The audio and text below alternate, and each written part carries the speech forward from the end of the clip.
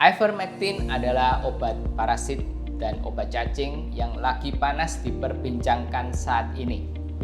Kepala Staf Kepresidenan Muldoko mengklaim bahwa ivermectin efektif untuk penyembuhan COVID-19. Seharusnya ini kan wewenang BPOM dan ID untuk mempelajari dan menentukan keefektifan dari ivermectin. Kenapa Muldoko harus mendahului pihak yang berwenang? Ya, inilah politik. Tapi kali ini saya akan membagikan apa yang saya tahu tentang ivermectin. Halo semuanya, saya Dr. Tony Setiobudi dari Mount Elizabeth Hospital, Singapura. Welcome to my channel. Kalau kalian baru di channel ini, jangan lupa subscribe. Saya akan terus bagikan info-info kesehatan yang akurat, up to date, dan bisa dipercaya, dan yang bisa dimengerti oleh kalian semuanya. Di Singapura ada petisi online dengan lebih dari 2.200 tanda tangan yang menyerukan ke pemerintah agar ivermectin digunakan sebagai obat rawat jalan untuk COVID-19. Mereka ini mengklaim bahwa ivermectin memiliki bukti kemanjuran yang kuat terhadap COVID-19 serta murah dan aman. Nah, mirip-mirip lah dengan yang diklaim oleh Muldoko. Faktanya adalah ada beberapa uji klinis dengan kualitas yang berbeda-beda untuk meneliti ivermectin dalam mengobati COVID-19.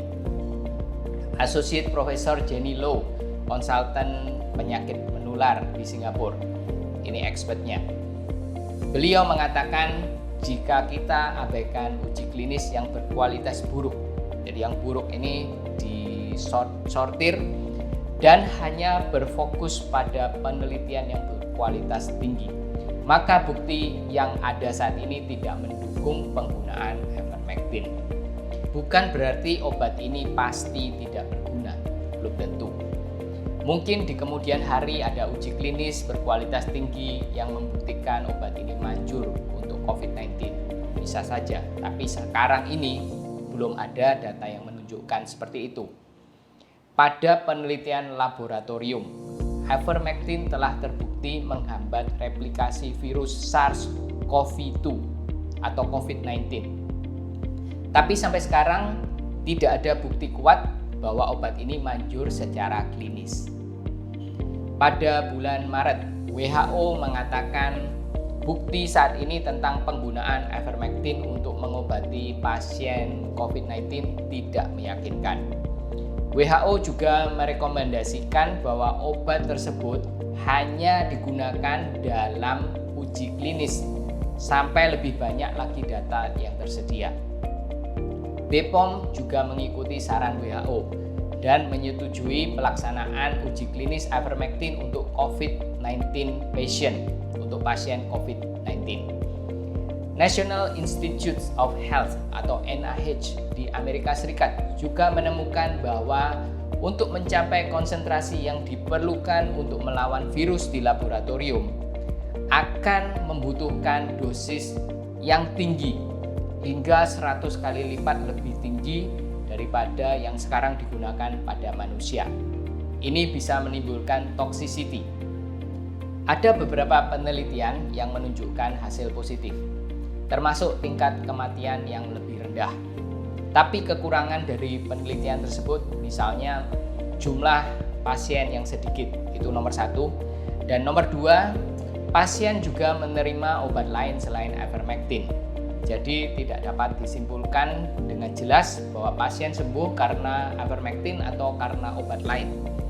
Yang nomor 3, penelitian bersifat open label, yang artinya pasien tahu obat apa yang diberikan, jadi tidak dirahasiakan atau non-blinded istilah saintifiknya. Ya, ini beda sekali dengan uji klinis vaksin yang adalah double blinded. Ya, artinya baik peneliti dan pasiennya tidak tahu obat apa yang diberikan kepada pasien. Ya, masalah dari non-blinded adalah kemungkinan bias atau bias terhadap obat yang sedang diuji, karena mereka tahu. Penelitian yang dilakukan di Singapura pada Mei tahun lalu juga tidak menemukan manfaat pencegahan COVID-19 yang signifikan dari ivermectin. Juga tidak ada perbedaan signifikan secara statistik dalam tingkat infeksi COVID-19 yang diamati antara mereka yang mengkonsumsi vitamin C dan ivermectin. Kesimpulannya, sampai saat ini belum ada bukti yang kuat bahwa ivermectin efektif untuk mencegah atau mengobati COVID-19. Seperti anjuran WHO, ivermectin hanya digunakan dalam konteks uji klinis. Semoga informasi ini berguna bagi kalian semuanya. Stay safe, jangan lupa subscribe, like, komen, dan share video ini ke teman-teman yang lain. Terima kasih sudah mendengarkan dan sampai jumpa di video berikutnya. Bye-bye.